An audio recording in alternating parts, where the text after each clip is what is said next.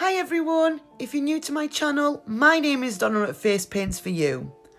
And as we're in spring, you start to see loads of beautiful flowers. And I started thinking, why not do a video showing you how to do a few different one-stroke flowers that you could incorporate into your designs. Or maybe you could pick a few of these flowers and put them together to make a beautiful floral design. So if you're interested to learn how to do a few different one-stroke flowers, please keep watching. Okay, so I'm going to start off with a few simple flowers. And of course you can use any colours you want, but I would suggest to use either a lighter to darker or from darker to lighter.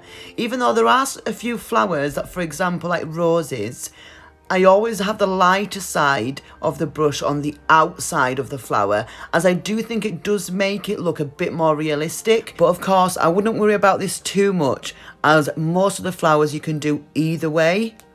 Okay, and as you can see, I have loaded my brush with the darker side on the tip of my brush. And to help with symmetry, or especially for beginners, I would recommend you to do something like this. So as I want to do 8 petals, I do a star that is made up of 8 lines. And as you can see, I do this by putting my brush down very lightly. And you can either use the spaces where to put the petals, or you can put the middle of the petal on top of the line. So I'm using the actual spaces where I'm going to be putting the petals, just to show you how to do this. And of course, the star shape will be different if you're wanting to do less petals. So of course, if you're doing 5 petals, you would make the star up with 5 lines. And if you're making one with 6 petals, you would make 6 lines, and so on. Okay, so hopefully you can see each brush stroke, exactly how I hold my brush and exactly how I move my hand or my wrist to do this petal or to do the brush stroke. So as you can see, I lightly put my brush down, trying to keep the lighter side of my brush towards the middle, and I only push round the outside of my brush, so the tip of my brush where the darker side is. Slowly put some pressure down, swirl it round and slowly pull it back up again. And we will add the extra details at the end. Okay, so now I'm going to do another flower with rounded petals, but because there are only going to be 5 petals on this flower, you will see that the flower actually looks very different, because of course we have got more space to fill. So even though they're still going to be round, because there are only 5, the petals are going to be a bit wider. So even though we actually haven't changed much, it will still look like a different flower. You will start learning that just by changing a few details, it will make your flowers look completely different. And that's what I love about one-stroke flowers. So now I'm going to do the 3rd flower. And here I'm going to keep it still 5 petals, but I am going to slowly move my brush up and down, a bit like a shell, let's say. So again, it's going to be with 5 petals. It's still quite rounded, but I'm going to do it by moving my brush up and down, like a bit of a wavy motion, let's say. And again, the flower is going to look different. And as you can see, it looks like a different type of flower. So of course, I'm not going to show you every single one, but just by adding a few petals, or taking a few petals away, or flipping the brush around and having the lighter side on the outside and the darker side on the inside, the flowers will all look different. Okay, so now as you can see, I'm starting to do the 4th flower. I've changed my colour, but I've still got the dark on the outside and the light on the inside. All I'm doing is doing that same wavy motion that I did on the 3rd flower, still keeping them quite round, but as I get to the middle, I start going up into a point and then bring it back down again. And on this one, I'm doing 6 petals. So again, if you look at it, look how different it looks. And all we've done is change the colour and added a petal and just done it a little bit pointed towards the middle of the petal. And look how amazing that flower looks.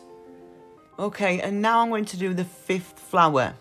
So I'm going to use 5 petals like I did in the second one, and I'm going to start it off rounded like the second flower, but then I'm going to point it up like I did in the 4th flower, and then pull it back down and round it back off again. And just like all the other flowers that we've done until now, I do exactly the same on every petal. And if you look at all the flowers, they all look different, and especially at the end I'll show you a few details that you can add to them. And again, they look even more different. You can do the exact same shape, the exact same colour, the exact same, you know, how many petals you're going to put on, but at the end you're going to add different details to it, and you will see it will look totally different. So I would recommend to play around with them, play around with the colours, and you will see how many amazing flowers you can come up with. Now I'm doing the 6th flower. So again, I'm using just the pointy part. So it's slightly rounded, but mainly I'm just pulling it up to go into a point and then pull it back down again. Sorry, I was actually about to do that petal, but I banged my head on my camera by accident.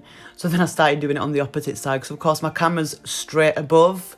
So it is quite awkward sometimes trying to paint with the camera there. So I do apologise about that.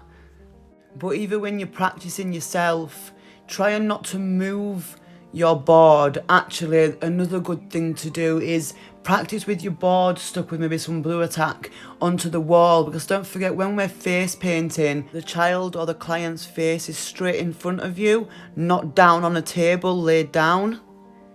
So it does make a massive difference, because of course it's a lot easier to do it down than doing it upwards. So I would recommend you to do that so you do get used to it. So like you can see, I'm now in an awkward position because of my camera and my equipment, but I have to try and find a way how to do it without me trying to move the canvas or the board. Anyway, back to the flower. As you can see, I did 9 petals, and I did them all quite long, thin and pointed. Okay, so now I'm going to the 7th flower, and with this one I have changed colours, and I've done the darker on the inside and lighter on the outside. And if you look at flower number 5 and number 6, I've kind of incorporated them two together. So the petal actually starts out slightly rounded, then I push it up into a point, then pull that point back down and then round it back round again. I actually really like this flower. I think it's absolutely gorgeous. So with flower number 8, it's going to be rounded exactly the same as number 1. So this is why I'm actually going to speed through it. But at the end, you will see that it will look totally different. So I am going to leave it to dry, as I will have to go over it, and especially as I'm on a board, it does take slightly longer to dry. So I'm just going to go on to do the other flowers and then just go back to it. And with flower number 9, it's exactly the same, but it does have a few more petals, so they do look slightly smaller. And again, I'm going to wait for that one to dry, as I need to go over that one as well. So again, I'm going to go to the next flower and speed through these ones. And I know that at the moment they look pretty boring or pretty the same as number 1, but trust me, when I go back over them and when they're finished, they will look totally different. Okay, so as we're waiting for 8 and 9 to dry, I'll start off by doing number 10, as I do need this one to dry too. And not sure if you noticed, but these 2 petals are actually the same as the petals on number 7. But I did do them separate and slightly bigger, and that's because they're going to be completely 2 separate flowers. So as I'm waiting for them to dry, I start to do number 11. Now all you do here is a large U shape. Then on top of that, I flip my brush round and I start to do this wavy rounded circle. But don't forget to position it in a way that you can still see most of the U shape underneath.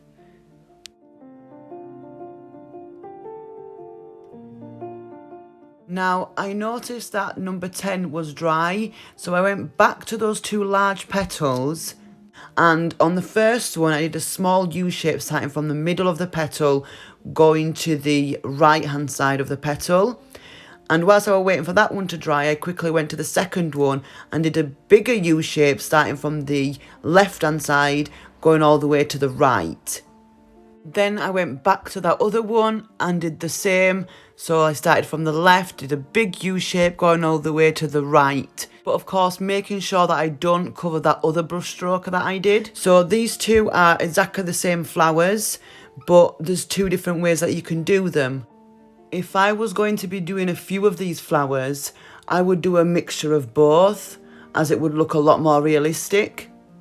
Okay, so now I go back on number 9, and on each petal I do a U shape, but a bit more like a cone.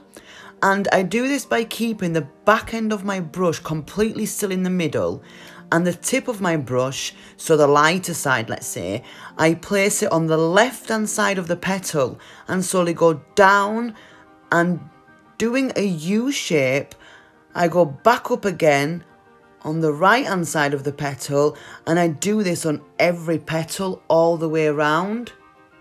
If I'm not mistaken, this one and number 8 don't actually exist, but I saw a lady that does acrylic painting do these two flowers, and I literally fell in love with them straight away. They are so whimsical and so unique. They're absolutely beautiful. Okay, so number 8 is a bit more difficult. Instead of a U shape, it's more like of an S shape. So again, on each petal, you start on the left and you finish on the right hand side of the petal. It's a bit hard to explain, so please definitely try to look carefully at exactly how I do this. And don't forget to always keep them going in the same direction. And by the way, just a quick tip, always keep your colours on your brush nice and clean, especially when you have to constantly go over other colours. Trust me, your designs or your flowers will look so much nicer with nice, clean and crisp edges. By the way, at this point I have slowed it down for you, so watch carefully how I move my brush. Now, I don't mean you have to swill all the paint off you and reload completely. I would only do that, of course, if the colours on my brush have become really, really muddy.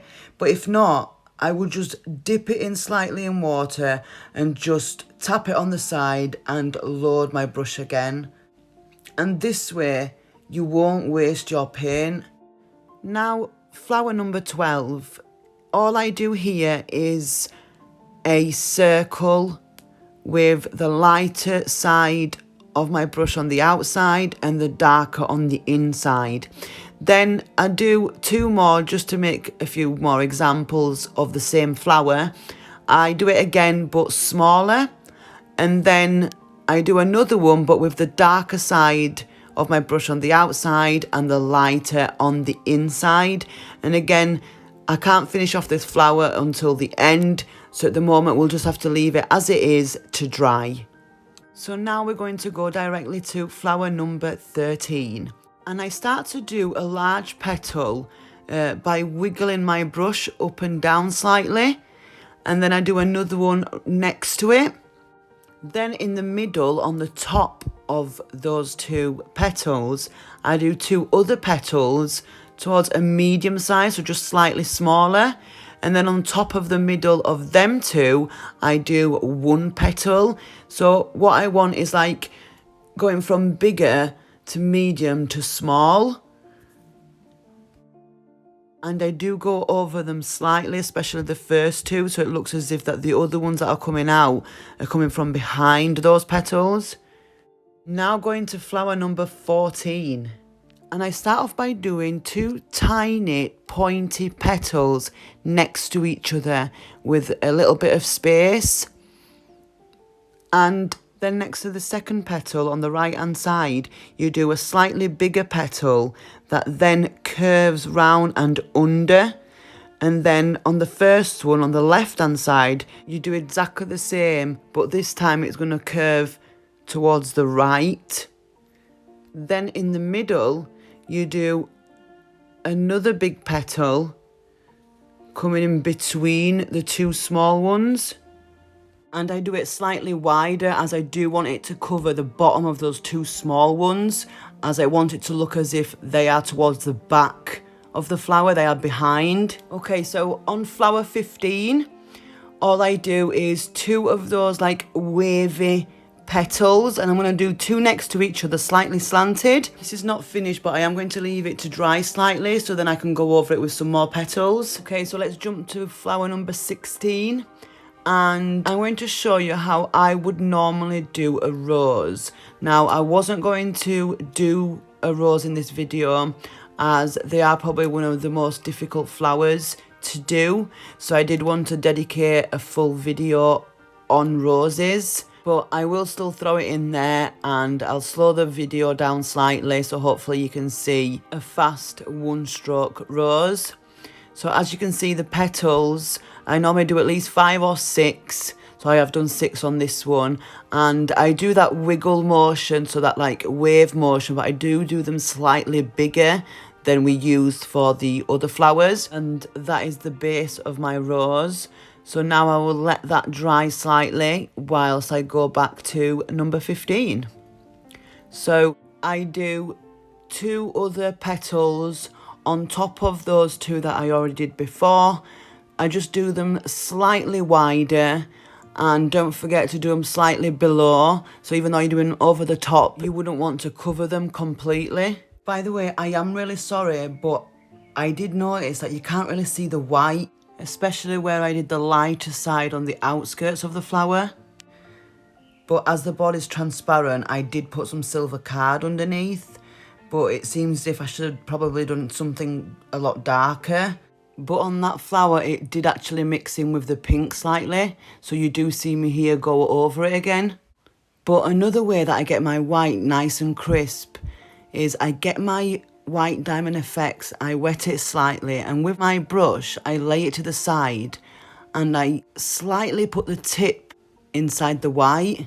And as you can see, to finish off this flower, I do actually add the top of 2 small petals on both ends.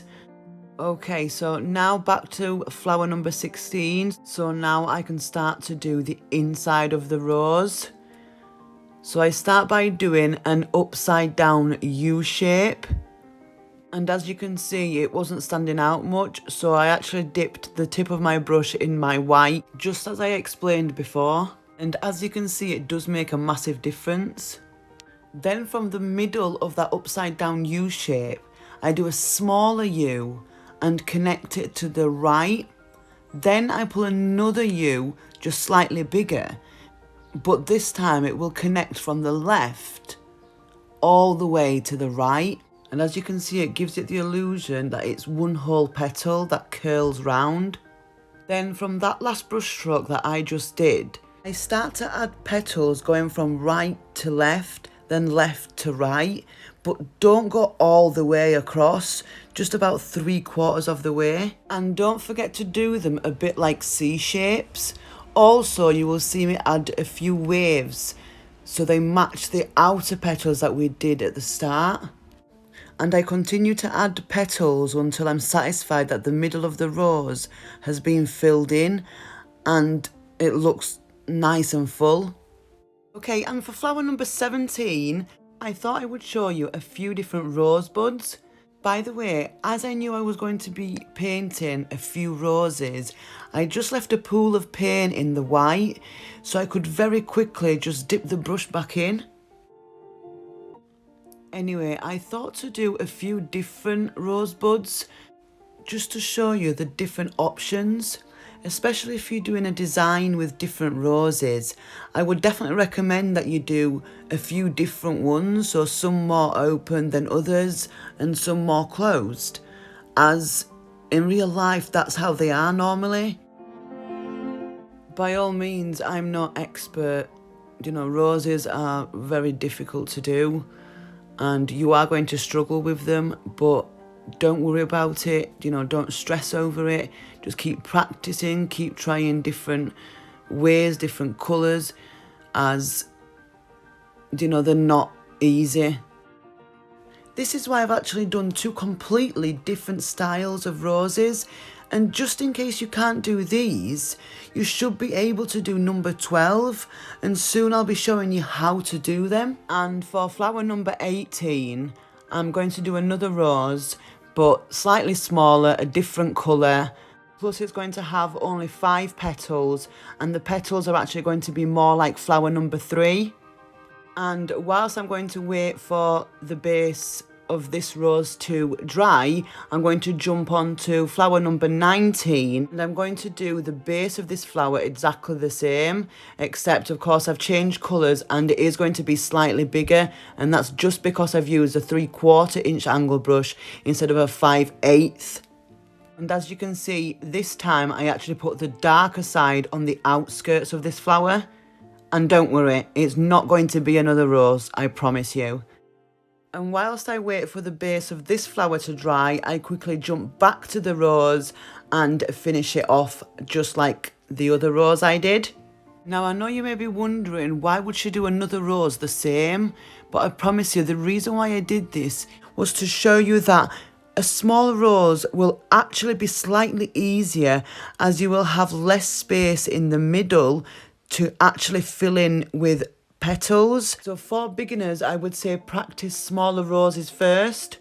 Then I jump back to flower number 19 and I do a large cone, a bit like I did on the rose, but just slightly bigger. Okay, so now it's time for me to grab my round brushes and start putting some details on these flowers. And as you can see, I grabbed my low Cornell round brush number 2 and I loaded it with Black Diamond Effects. And I start off by going to flower number 12, so I can finally show you that different style of roses. And approximately from the middle of the circle, I start to do these thin to thick to thin lines. A bit like tiger stripes, but curved round like a C. And as you can see, I start with a really small C in the middle and then slowly get a little bit bigger and a little bit wider and slightly longer as I'm getting to the outside of the circle. And of course, the base of these roses can be done in whichever colour you prefer. And even the lines, they don't have to be in black, even though the next one I'm going to be doing it in white just to show you. But of course, again, you can do it whichever colour you prefer. I would recommend that your round brush is well loaded though, so those fine lines come lovely and crisp. And I would definitely recommend that you try different colours and experiment, you know, which colours go better with what flower. But definitely play around with the different colours and you'll have lots of fun with it. And you can come up with some really nice flowers too. Okay, so now with the White Diamond Effects, I'm going to go to flower number 2. And all I'm going to do is put a large, a medium and a small dot in the middle. Then with the same brush, I'm going to jump to flower number 5 and I'm just going to do a beautiful curl in the middle. Then with my black, I'm going to go to flower number 1 and do a few little dots. Then I'm going to go directly to flower 11 and with the same black, and I do 3 small stamens coming out from the middle. And I do these by staying on the tip of my brush and very lightly doing some really thin curved lines coming up, some shorter and some longer. And as I get to the top, then I push my brush down.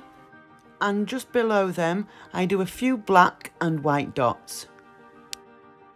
Then I also give this flower a few highlights.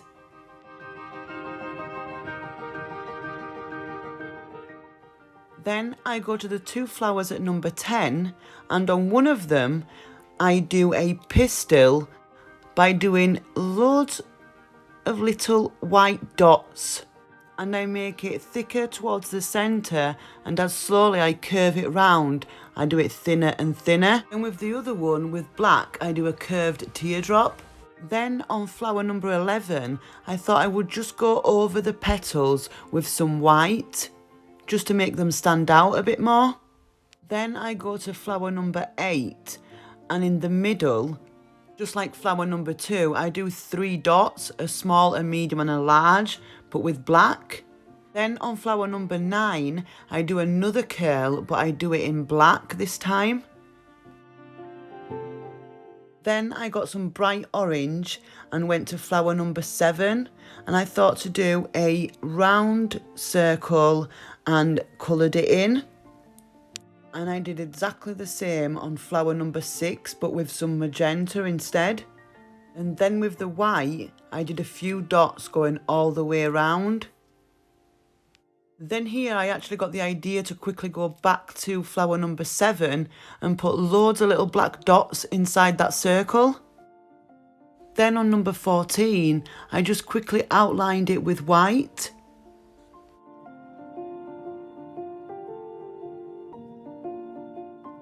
And I do exactly the same on number 15. Again, going around the outskirts of the petals with the white. And I also do a few stamens coming out from the middle of the flower, just like I did for flower number 10. Then I go to flower number 16, and again I go around the outskirts of the petals with some white, just very lightly, just to make it pop or just to make it stand out a bit more like the other ones. Again, I am just doing this quickly at the moment, just to show you a few different examples of different details that you can do to all the flowers. But of course, you can swap them around and do completely different things. You know, the thousands and thousands of different things that you could do. Then I do go to flower number 3 and I do a white circle and fill it in. Whilst you see me go over flower 8 and 9, with this white, you need to understand that you need to be using thin to thick to thin lines, as it makes it look a lot more realistic. So for example, like these round ones that I'm doing at the moment, you do thick towards the top, then towards the sides I do thin, and then I do thick on the bottom again. And on this one here that I'm doing now, again I do thin, then at the top I do thick, on the side I do thin again, then thick, then thin again. And by doing this, it gives the flower some dimension. As this video is already going to be long enough, I am going to skip the other half of those 2 flowers. So I'm quickly going to go to flower number 3, and as you can see, I start to flick out a few lines from the middle, and you can always load your brush with the colour that you use for the outside of the petals. And just like you see me do here, you can start pulling a few wispy lines coming in towards the middle. And then as you can see, I start to add a few dots with the same colour. And then I go to flower 19 and I start to do a few black dots surrounding the bottom of the cone. And with the same black on flower number 4, I do a small, medium and large dot in the middle. And then I start to outline by slightly wiggling my brush.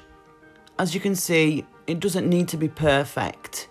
Then I also thought to bring some lines coming in from the outside going in towards the middle. And that's just to add a bit more interest to the flower. And I did this just to show you another way how you could add like a few creases to the edges of the petals. Okay, so now that I've shown you different ways of how you can add more details and add more interest to the flowers, I thought I would quickly just show you how I would finish them off with some leaves or some stems. Even though I have made a separate video showing you all the different leaves, just like I've done this one for the flowers, I've done one with loads of different leaves that you could use, that I will be posting very soon. This is why I'm speeding through this quite quickly, especially as this video is already long enough. And of course, just an idea, you could always pause it and then come back to it. So all you'll see me do is just put a few leaves here and there on the flowers, just showing you how I would add these leaves. And of course, that leaf doesn't particularly have to go with that flower. As I said, I'm just giving you a few options. And especially these last few flowers that I'm doing now, they just wouldn't look complete unless adding this extra detail. Just look how much more beautiful they look.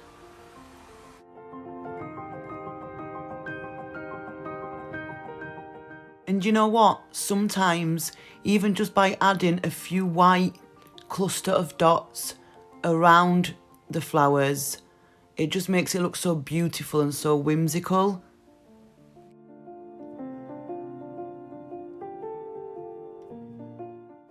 So we have finally got to the end of the video. Now, I really hope you've enjoyed watching it as much as I've enjoyed making it for you, especially as I absolutely love flowers. And if you've made it this far, I really, really appreciate you. Please don't forget to let me know in the comments below which is your favourite flower. And don't forget to keep an eye out for my next video that I talk about all different one-stroke leaves. Please don't forget to give me a big thumbs up if you've enjoyed watching this video or if it's helped you out in any way. I really hope you're all doing well. Please keep safe and I'll see you in my next video.